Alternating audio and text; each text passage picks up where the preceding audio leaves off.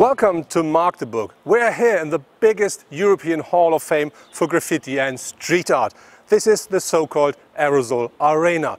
Ford sold more than 17 million Ford Fiestas worldwide since they've launched the car.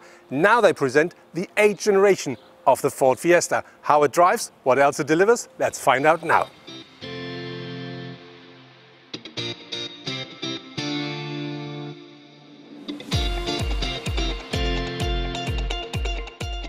Our test car is the Ford Fiesta with a trim level titanium, so this is actually the highest trim level you can buy until the trim level Vignale will arrive later the year. Our car features the 1-liter 3-cylinder petrol engine with 100 brake horsepower and 170 Newton meters of maximum torque. This is combined here with a 6-speed manual gearbox, and I think that really works well. And I think that's powerful enough for a small car, for a city car. Absolutely sufficient. For the new Fiesta, Ford offers two different petrol engines. There's a 1-liter 3-cylinder turbocharged petrol, and there is a 1.1-liter 3-cylinder without a turbocharge. They deliver a power range between 70 up to 140 horsepower. On top there is a 1.5-liter 4-cylinder diesel turbo engine, and that offers between 85 up to 120 horsepower. Gear shifting is either with a 5 or 6-speed manual or with a 6-speed automatic gearbox.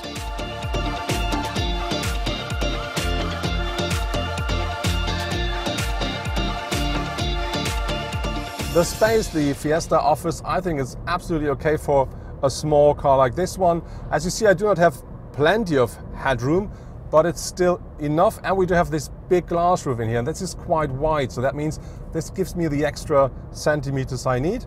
It's quite comfortable. I think even behind me you can still sit comfortably, but I think you shouldn't be a tall person and it shouldn't be for long distances.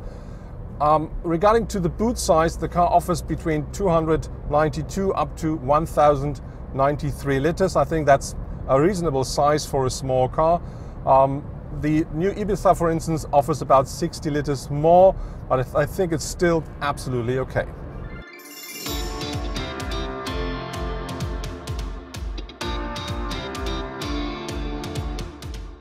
The craftsmanship and the materials we find at the interior of the Fiesta, I think, are a big step forward regarding to the predecessor. We do have loads of soft touch materials. We of course have some hard plastic here, but it looks good, it's all fine. And we do have some glossy surfaces here at the dashboard, which really lifts the level of the car a bit, and some chrome here and there. So I think the interior is absolutely okay. Looking at the cockpit, I have to say you really find everything you need for driving and navigating, and it's easy to read it, so it's all very clear, but I think it's a bit too clear. I think a bit more of passion, some minor changes would really give this system here a bit of a kick. And I have to say the angle of that cockpit could have been a bit more driver orientated, it's a bit more flat, but this really is complaining on quite high levels.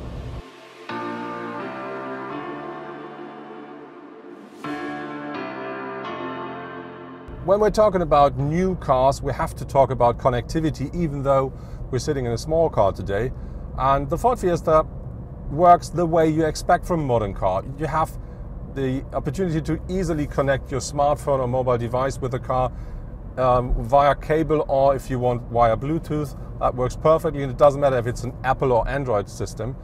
And they offer an up to 8-inch touchscreen in here, which works perfectly. And what I really like is you can use that one like you use your smartphone. So you can zoom in and zoom out just using your fingers. That really works very nice.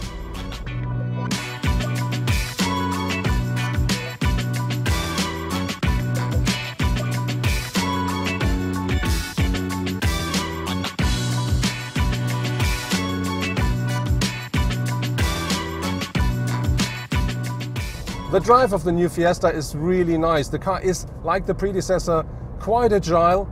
The suspension is stiff enough to provide you with some fun while driving around curves, and it, on the other hand, offers you more than enough comfort when you're driving like I do now through the countryside. I think the engineers made a good job there.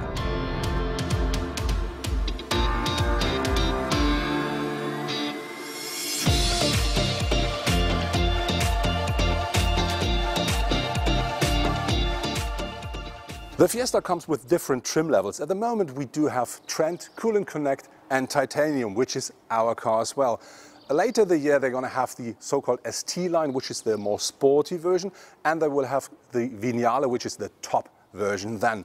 Next year they will deliver a, let's say, crossover version, which will be called Active, and on top of this they do have the ST model, which then delivers 200 horsepower.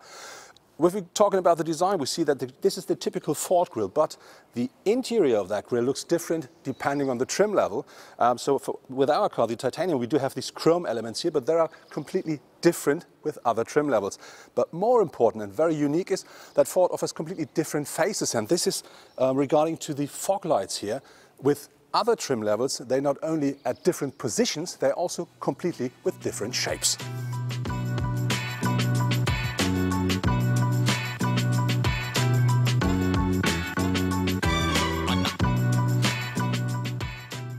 The new Ford Fiesta is a lot more modern than its predecessor, and that's not only regarding to the, as I think, very fresh design, it's also regarding to connectivity, infotainment and driver assistance and safety systems.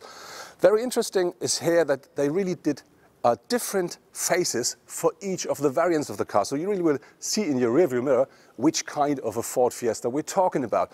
And on the other hand, they do only offer 3-cylinder petrol engines, which means we also talk about a 3-cylinder regarding to the Ford Fiesta ST, which will come next year. Overall, I have to say Ford did a great job with the car in a very important segment, and I have to say this is a great step into the right direction.